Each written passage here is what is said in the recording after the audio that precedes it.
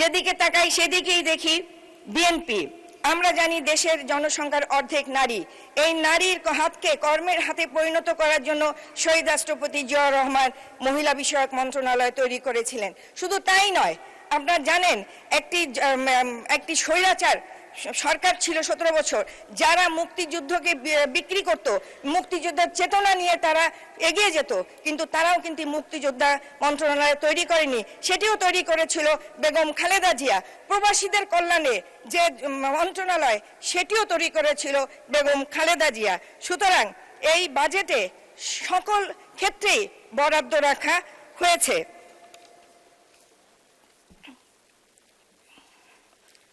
মাননীয় স্পিকার, আপনার মাধ্যমে বলতে চাই, দুর্নীতি দমন কমিশন তৈরি করেছিল 2004 সালে বেগম খালেদা জিয়া, অথচ বিগত দিনে আমরা দেখেছি দুর্নীতি করার সম্প্রসারণের জন্য একটি অঘোষিত মন্ত্রণালয় ছিল এই স্বৈরাচারের আমলে।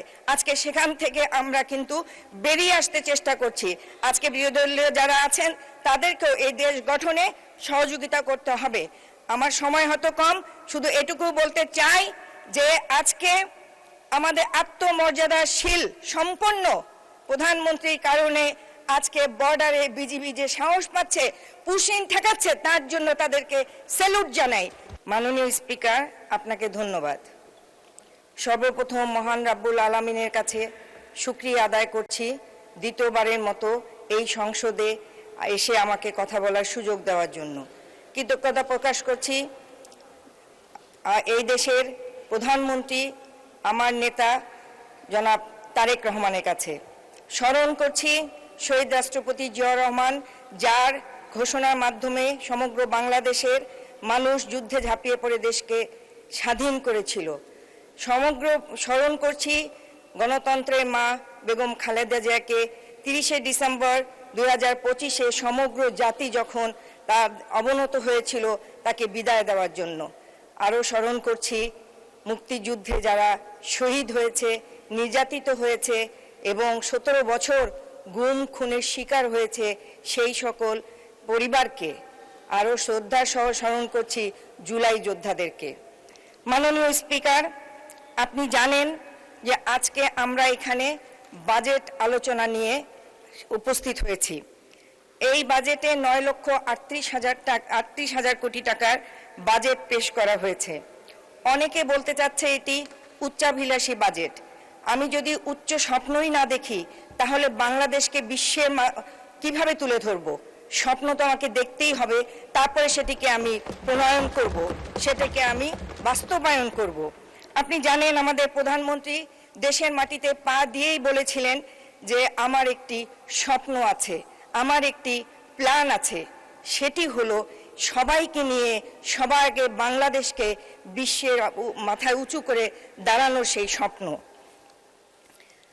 মাননীয় স্পিকার, আগে শুনতাম মোটা চাল, মোটা ভাত, মোটা কাপড়, এটি যথেষ্ট, কিন্তু না, এই বাজেটে আমরা দেখেছি নিত্য প্রয়োজনীয় দ্রব্যের মধ্যে 60টি দ্রব্যের উপরে কর না দিয়ে, কর হ্রাস করে আজকে প্রতিদিনের যে চাহিদা জনগণের, সেটিকে আজকে একটি সুখকর জায়গায় পৌঁছে দিয়েছে।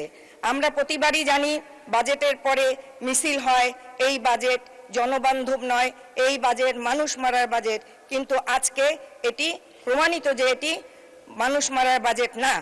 আমরা যে বক্তৃতার আমাদের মাননীয় অর্থমন্ত্রী যে বাজেট বক্তৃতার বইটি দিয়েছেন, সেখানে আমরা দেখতে পাই গণতান্ত্রিক, মানবিক, অন্তর্ভুক্তিমূলক অর্থনীতির অভিযাত্রা। এটাই প্রমাণ করে যে এই বাজেট একটি জনবান্ধব বাজেট। আমরা জানি যে বর্তমান সরকার, মাননীয় প্রধানমন্ত্রী যে ইস্তেহার দিয়েছিলেন, সেই ইস্তেহার অনুযায়ী মাত্র 1 মাসের মাথায় ফ্যামিলি কার্ড পৌঁছে দিয়েছে। আজকে ফ্যামিলি কার্ড, কৃষক কার্ড, সব প্রতিটি ঘরে ঘরে সুখের হাতছানি দিচ্ছে। এটি হয়তো অনেকেরই সহ্য হচ্ছে না, অনেকেই ফ্যামিলি কার্ড বুঝতে পারে না। আমরা জানি এসব কার্ড কাদের মাধ্যমে বিতরণ হচ্ছে? প্রশাসনের মাধ্যমে। এখানে দলীয় কোনো কর্মী এখানে সম্পৃক্ততা নাই, এটাই প্রমাণ করে এই সরকার এবং আমার প্রধানমন্ত্রী একটি নিরপেক্ষ সরকার এবং নিরপেক্ষ প্রধানমন্ত্রী। আজকে আমাদের মৌলিক চাহিদার মধ্যে স্বাস্থ্য, আমরা জানি অন্ন, বস্ত্র, স্বাস্থ্য, শিক্ষা।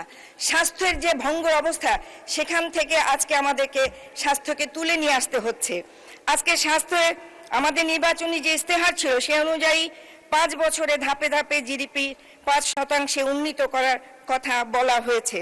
আজকে কিডনি ডায়ালিসিস এবং হার্টের রিংয়ের জন্য, এছাড়া কঠিন কঠিন রোগের জন্য আজকে যে কর কমানো হয়েছে, তাতে কিন্তু স্বাস্থ্য সেবায় মানুষ উপকৃত হবে। একটিবারের জন্য আমরা শুনলাম না বিরোধী দলের কাছ থেকে যে এটি একটি বড় একটি পাওনা বাংলাদেশের মানুষের, যেটি আজকে আমাদের প্রধানমন্ত্রী এই বাজেটে উল্লেখ করেছেন। মানুষের দোরগোড়ায় স্বাস্থ্য সেবাকে পৌঁছে দেওয়ার জন্য হেলথ কার্ড প্রদান করা হয়েছে। প্রতিটি ইউনিয়নের শহরে কিন্তু আধুনিক স্বাস্থ্য সেবা ইউনিট স্থাপনের পরিকল্পনা ও বাস্তবায়ন চলছে। শিক্ষা জাতির মেরুদণ্ড, কিন্তু বিগত 17 বছরে সেই শিক্ষাকে, যে মেরুদণ্ডকে ভেঙে দেওয়া হয়েছে। আজকে তাই এই শিক্ষা প্রতিষ্ঠান থেকে সকল তরুণরা বাইরে বেরিয়ে গেছে, বিমুখ হয়ে গেছে। তাদেরকে আবার শিক্ষা প্রতিষ্ঠানে ফিরিয়ে আনতে হবে। এই বাজেটে সেটিরও উল্লেখ আছে। মাননীয় স্পিকার, যেদিকে তাকাবেন সেদিকেই দেখবেন বিএনপি। তার কারণ যা